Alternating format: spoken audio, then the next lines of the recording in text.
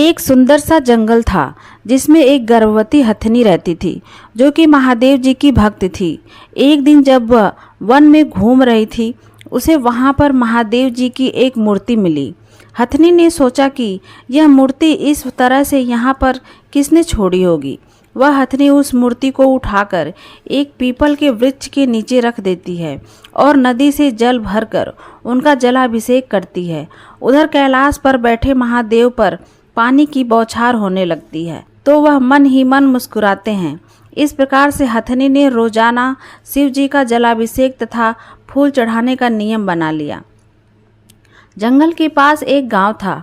उसमें एक राघव नाम का व्यक्ति रहता था। वह गन्ने की जूस की दुकान चलाता था। उसकी पत्नी जो घर की देखभाल करती थी, गन्ने के जूस से होने वाली कमाई से वे अपनी जीविका चलाते थे।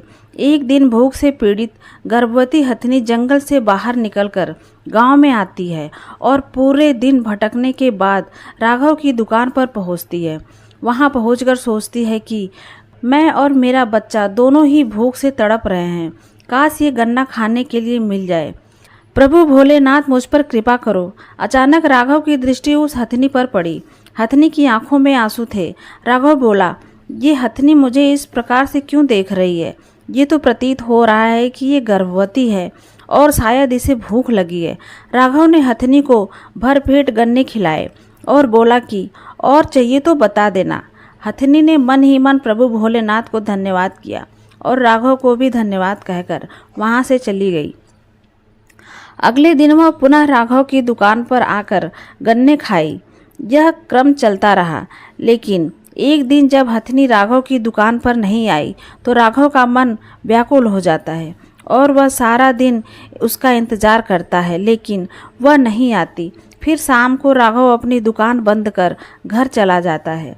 जब वह घर पहुंचता है तो देखता है कि घर के बाहर वह हथनी बैठी हुई होती है, क्योंकि उसके पैर में चोट लगी होती है। राघव ने चिंतित होकर कहा, रुको, मैं अभी पट्टी बांध देता हूँ। और राघव हथनी के पैर पर पट्टी बांधता है और अपनी पत्नी से कहकर कुछ रोटियां बनवाई और हथनी को खाने के लिए दिया। हथनी ने कहा, आज तो मैं मरते मरते बची। राघव और उसकी पत्नी ने हथनी का खूब ख्याल रखा। कुछ दिन बीत गया। एक दिन जब हथनी राघव की दुकान पर गन्ने खाने आई तो राघव ने देखा कि उसकी दुकान पर पानी खत्म हो गया है। उसने हथनी से बोला, दुकान की देखभाल करना, मैं पानी लेकर आता हूँ। जब राघव पानी लेकर आया तो उसने देखा कि दुकान के बाहर भारी भीड़ जमा है। उसे चिंता होने लगी कि दुकान में कुछ हो तो नहीं गया। दौड़ते हुए पहुंचा। उसने देखा कि हथनी सबको गन्ने का जूस निकाल कर पिला रही है। राघव बहुत प्रसन्न हुआ और हथनी को अपने घर ले गया और अपनी पत्नी को सारी बात बताई। पत्नी ने बोला, सुनो, इसे हम अपने पास रख लेते हैं क्योंकि यह गर्भवती है। राघव ने हाँ कह दिया। इसके बाद हथनी को एक झोपड़ी में रहने के लिए जगह दी। हथनी रोजाना राघव के साथ दुकान जाकर उसका हाथ बटाने लगी। अब तो राघव की अच्छी कमाई होने लगी।